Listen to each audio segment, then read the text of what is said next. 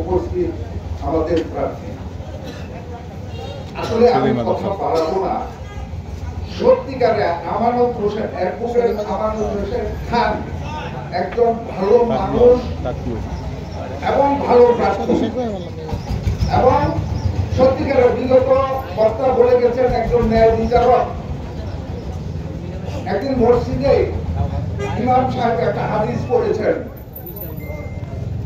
হাদিসটা হলো 7 ধরনের ব্যক্তি হাসরের দিন ছায়ার নিচে স্থান পাবে।